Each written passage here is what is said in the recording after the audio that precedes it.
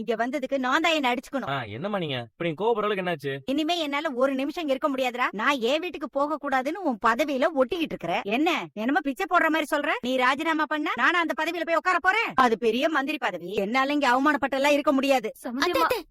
நான் இந்த வீட்லயே உட்காந்துகிட்டு இருக்கேன். கண்டவங்க எல்லாம் என்ன அசிங்க அசிங்கமா பேசுவாங்க. அதை கேட்டுக்கிட்டு என்ன சும்மா இருக்க சொல்றியா? அப்படியெல்லாம் மானம் கெட்டு என்னால இங்க உட்காந்துகிட்டு இருக்கலாம் முடியாது. அவளை ஹலோ வியூவர்ஸ், சிறுகடிக்கு ஆசை சீரியல் இன்னைக்கு எபிசோடில் விஜயா கடைக்கு வந்து ரோகிணி வச்சு செஞ்ச காட்சிகள் தான் இன்றைக்குமே கண்டினியூ ஆச்சு.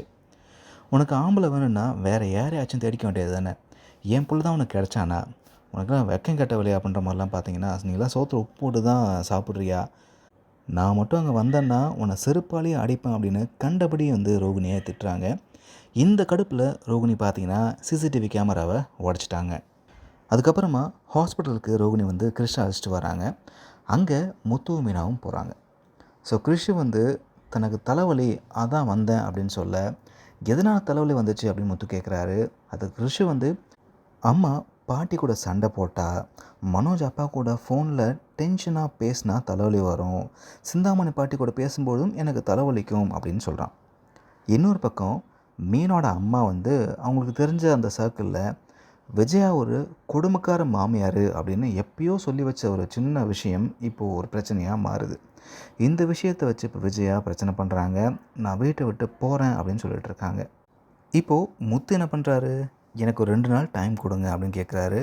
2 நாளைக்குள்ளே பணத்தை நான் எப்படியாச்சும் ரெடி பண்ணுறேன்னு சொல்ல, அது எப்படி 2 நாளில் பண்ணுவேன் அப்படின்ற மாதிரி கேட்குறாங்க. திருடுவியா அப்படின்ற மாதிரி விஜயா ரொம்ப மட்டமாக கேட்குறாங்க.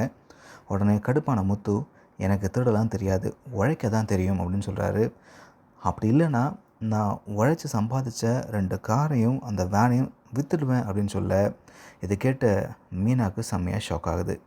ஆனால் அப்போ கூட விஜயா வந்து இந்த மனசை கொஞ்சம் கூட வருத்தப்படவும் இல்லை, கஷ்டப்படவும் இல்லை.